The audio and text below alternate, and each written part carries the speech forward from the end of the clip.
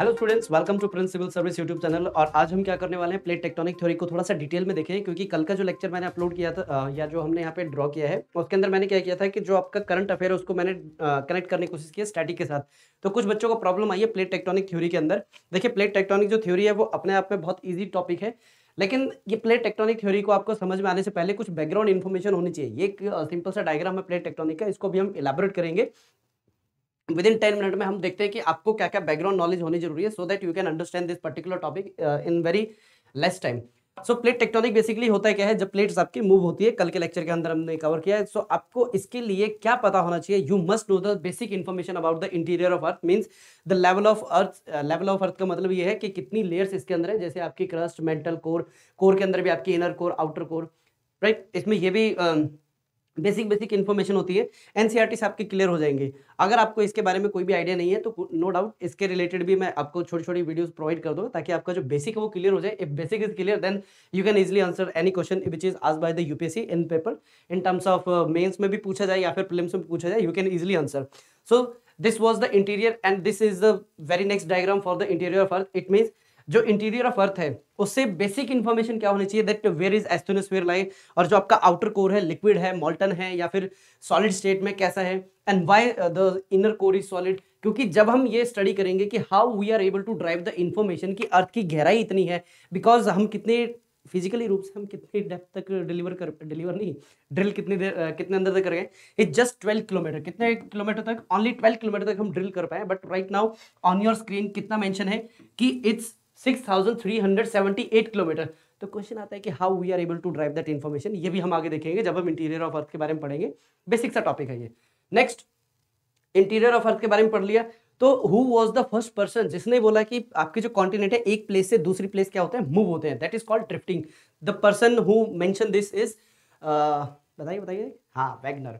Wagner was the person who mention about the drifting of theory, and the entire theory is known as continental drift theory, and he was the German and he presented the same theory in front of Britishers. So Britishers एक बार बताइए कि पहली बार में accept करेंगे, reject करेंगे? They rejected, and later on उन्होंने अपने ही लैंग्वेज में इसको क्या किया, पब्लिश किया। लेटर ऑन इसको ट्रांसलेट करके एंटायर वर्ल्ड के पास नियरली 1924 के अंदर ये जो है कॉमन फॉरम पे आते हैं और उसके बाद डिस्कशन होता है। और जो जो यहाँ पे एविडेंस थे, काफी अच्छे एविडेंस थे जो कि वैगनर के थ्रू प्रोवाइड किए थे।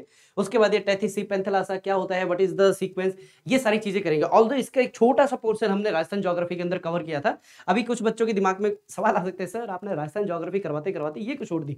बिकॉज राजस्थान ज्योग्राफी के अंदर जो कंसेप्ट है ना, उसके अंदर ये आएंगे ये।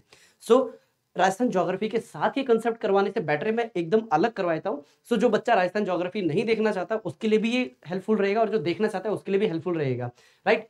अभी हमने क्या बात की है कि कॉन्टिनेंट्स आर मूविंग। जब वैगनर से पूछा है कि कैसे, he was not able to explain. So उसके लिए बैकग्राउंड नॉलेज क्या होनी चाहिए? देखिए, ये जस्ट मैं आपको क्या दे रहा हूँ, इन्फॉर्मेशन प्रोवाइड कर रहा हूँ कि जब कोई टॉपिक आपको समझ में नहीं आता, इसका मतलब ये नहीं कि समझाया गलत गया, इसका मतलब ये कि उस टॉपिक को समझने के लिए you must have a certain background knowledge. If you don't having that particular background knowledge, that topic is going to be tricky for you.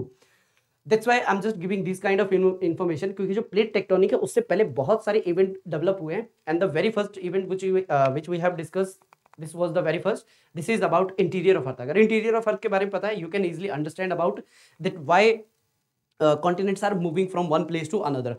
और इसको आंसर करने के लिए Arthur Holmes provided this particular theory, that is called convectional current theory. इसको समझने के लिए बिल्कुल हम क्या ले सकते हैं, अगर आपके घर के अंदर कभी चाय बनती हो, चाय को जब हम बनाते हैं, जैसे बर्नर ऑन किया, नीचे का पानी ऊपर आना स्टार्ट होता है। और हमें कैसे पता चलता है कि नीचे का पानी ऊपर आ रहा है? आपको उसके अंदर बबल्स देखने को मिलते हैं, राइट। और जैसे ही दिखता है कि हाँ पानी गर्म हो चुका है, बबल हो चुका है, तब हम उसके अंदर चाय पत्ती डालते हैं। सर हम तो पहले भी डाल देते हैं। It's all up to you, आपकी रेसिपी कैसी है, ठीक है।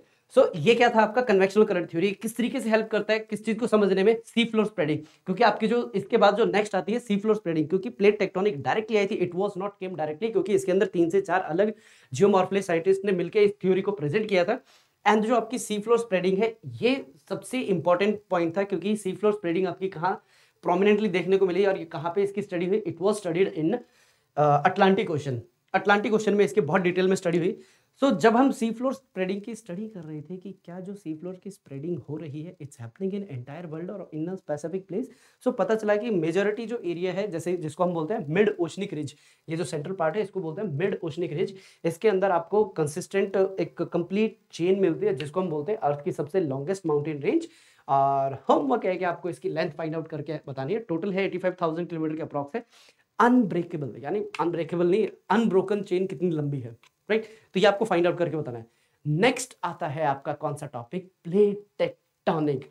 अब आपको समझ में आएगा कि ये प्लेट क्या है, एस्थिनोस्फीयर क्या है, यहाँ पे रेड डॉट क्या रिप्रेजेंट कर रहा है? It's earthquake.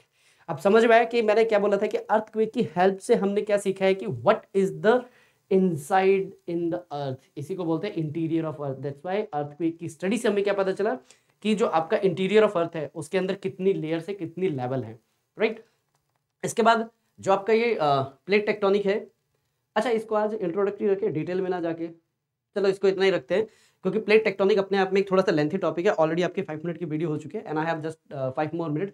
In that 5 more minute possible नहीं है कि मैं समझा पाऊंगा आपको डिटेल में, तो एक थोड़ा सा ब्रॉड आइडिया देता हूँ। नेक्स्ट वीडियो होगी सिर्फ किसके ऊपर बात करेगी? आपके इंटीरियर ऑफ अर्थ के ऊपर बात करेगी। उसके बाद नेक्स्ट वीडियो होगी, इस तरीके से हम फेज मैनर में सारी चीज़ आपको ट्राई करते हैं कि विद इन 5 to 10 मिनट में आपका एक टॉपिक क्लियर हो जाए और उस टॉपिक से रिलेटेड जितने क्वेश्चन आए हैं हम वो भी डिस्कस कर लेंगे, ठीक है?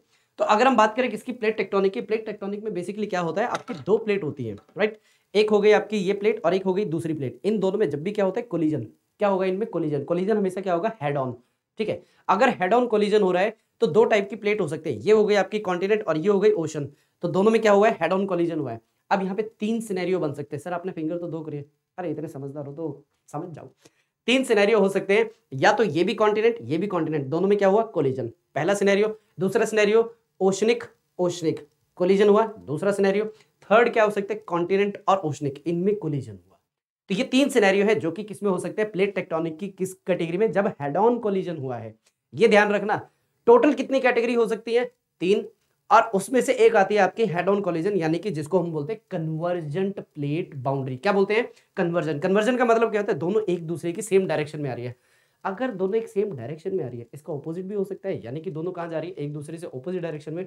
तो इसको हम क्या बोलते हैं? डाइवर्जेंट प्लेट बाउंड्री, यानी कि एक प्लेट इस डायरेक्शन में जा रही है और एक इस डायरेक्शन में जा रही है, ठीक है? एक इधर आ रही है, एक इधर आ रही है। सर आप बोर्ड के ऊपर लिख के भी तो बना सकते हो। Yes I can do the same thing because I have already made a picture here, ठीक है?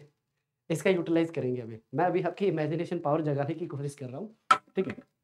नेक्स्ट फिर आती है आपकी ट्रांसफॉर्म बाउंड्री। ट्रांसफॉर्म बाउंड्री मतलब, क्योंकि देखिए बना के दिखाना वगैरह it's a very easy, but किस तरीके से आपके पास जो अवेलेबल रिसोर्स है उसको आप यूज कर सकते हैं। क्योंकि देखो जब आप पेपर लिख रहे होगे ना, आपके हाथ आपके पास ही रहेंगे।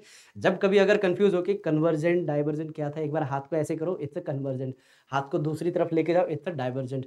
अब ये दोनों हाथ आपने ज्वाइन कर लिए, ठीक है? इस तरीके से करो। अब ये एक प्लेट आगे जा रही है और एक प्लेट पीछे जा रही है, this is called transform plate boundary. अब एक वर्ड यूज किया मैंने, बाउंड्री। बाउंड्री मतलब समझ गए आप, जहाँ पे जो एक पर्टिकुलर जो प्लेट है खत्म होती है, दैट इज कॉल्ड बाउंड्री। और इंटरेक्शन हमेशा कहाँ से होता है? बाउंड्री पे होता है। दैट्स व्हाई जितने भी टाइप की आपकी ये मूवमेंट है, it's called convergent plate boundary. दूसरा डाइवर्जेंट प्लेट बाउंड्री, तीसरा ट्रांसफर प्लेट बाउंड्री। तो इसमें कुछ आपकी ये एग्जाम्पल्स हैं जो आपको बता रही हैं। ये कौन सा एग्जाम्पल हो गया आपका? ओशनिक। और ये भी कौन सी प्लेट हो गई आपकी? ओशनिक। इससे पहले कौन सी प्लेट थी आपकी? कॉन्टिनेंटल। और ये कौन सी है आपकी? कॉन्टिनेंटल। इसका एग्जाम्पल क्या हो सकता है? इसका एग्जाम्पल हो गया हिमालय, ठीक है? इसका एग्जाम्पल हो गया हिमालय। और जब बात करते हैं ओशनिक, ओशनिक जितने भी आपके आइलैंड्स बने हैं, जहां पे भी आपको क्या मिलेंगे? आइलैंड। जैसे ये जो आइलैंड है, वहां पे अगर आइलैंड आपको दिख रहा है किसी भी ओशन के बीचों बीच, ये सिंपली बताता है कि आपकी कौन सी प्लेट यहाँ पे कोलाइड हो रही है। Oceanic, oceanic type of plate collide हो रही है। नेक्स्ट आती है आपकी कौन सी? ये भी आपकी ओशनिक रस्ट। अच्छा उसे पिक्चर को दोबारा लगा दिया, अदरवाइज इसमें एक ये हो जाएगा आपका, एक ओशनिक हो जाएगी और एक कॉन्टिनेंट हो जाएगी, राइट? जैसे जो आपका एंडीज माउंटेन है, पता है ना कहाँ पे एंडीज माउंटेन? अरे साउथ अमेरिका, पता है? Very good. नहीं पता तो इसमें देख लेते हैं। ये जो आपका एंटायर एंडीज माउंटेन बन रहा है, इसके पीछे का रीजन क्या है? क्योंकि ये आपकी कौन सी प्लेट है? नाज़गा प्लेट। और ये कौन सी आपकी? South America plate. और इनके अंदर क्या हो रहा है? हेड ऑन कोलिजन हो रहा है। तो आपकी जो नाज़गा प्लेट है ये कैसी है? ओशनिक। और जो आपकी साउथ अमेरिकन प्लेट है ये कैसी है आपकी? ये है आपकी continent in nature. That's why you are able to find a complete और the continuous mountain range in South American continent. और ये जो माउंटेन रेंज है, इट्स वॉल्केनिक इन ओरिजिन। क्योंकि कल के लेक्चर में क्या बताया था कि जो भी प्लेट आपकी कौन सी होगी? ओशनिक, वो क्या होती है? डेंसर। डेंसर है तो क्या हो जाएगी? नीचे जाएगी। नीचे मींस सबडक्ट होगी। और जैसे जैसे नीचे जाएगी, हर 32 मीटर की डेप्थ पे क्या होगा? 1 डिग्री टेम्परेचर इंक्रीज होगा। अगर 1 डिग्री टेम्परेचर इंक्रीज हो रहा है, व्हाट डज इट मीन? नीचे जाके वो पिघलना स्टार्ट होगी। अगर पिघलेगी तो क्या बनेगा वहां पे प्रेशर, प्रेशर बना तो means excess amount of magma. If excess amount of there is a magma it means magma upwell करना स्टार्ट करेगा। अपवेल मींस ऊपर की तरफ आना। If magma is trying to coming upward तो क्या बिल्ड होगा, प्रेशर बिल्ड होगा। This is your lithospheric plate.